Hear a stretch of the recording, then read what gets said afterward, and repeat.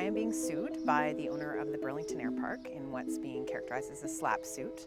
I'm being sued because I advocated for a stop to a 5-year unregulated landfill on Air Park property. I tweeted a link to an editorial in the Hamilton Spectator, and I wrote an editorial in response to an editorial from the Air Park owner. So it was well within sort of the public discussion. The coalition wrote a letter, and it was sent to the Hamilton Spectator, and I signed it as a chair of the coalition, and I was singled out for this libel suit that we're under. And I see residents being affected mentally as well as financially, and this should not be allowed to continue in a so-called democracy. I wasn't even aware that SLAAP suits existed.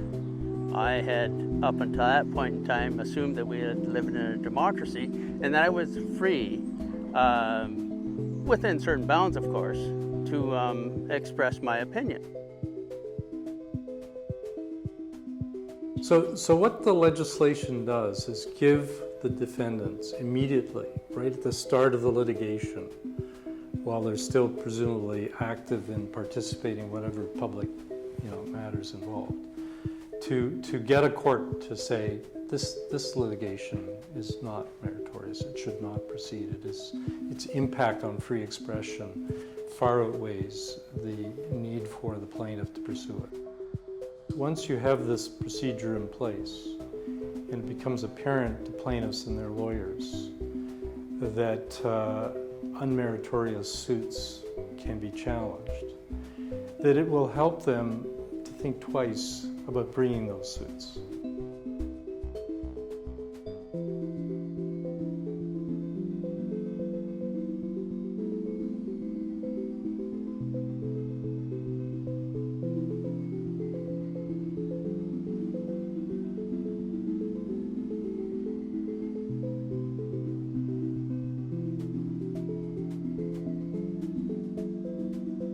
It's one thing to have one lawsuit against somebody where you decide to abandon it because it doesn't have merit, but to abandon them, all of them, is a sure sign that those were SLAAP suits meant to intimidate the public. And frankly, for a lot of people, it worked. There are a lot of Ontarians who come up to me today and say, I want to help my local community, I want to help my local environmental group, but I'm afraid, I'm intimidated, and I don't want to be sued. And as you know, in Burlington, it can happen.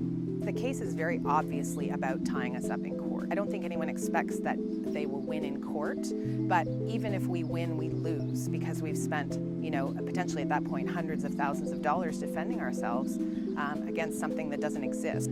So we need this legislation very badly. Probably the only flaw in the bill is that there should be a retroactive provision in it so that suits that were brought during, let's say, the bill's development, those citizens should get the benefit of SLAAP suit protection. There's no time clock on justice. Either these suits are frivolous and they shouldn't proceed, or they're not, and that anyone who is currently under threat from a SLAAP suit, they should get out from under it. There's no reason not to have retroactivity in the bill. We're talking about justice.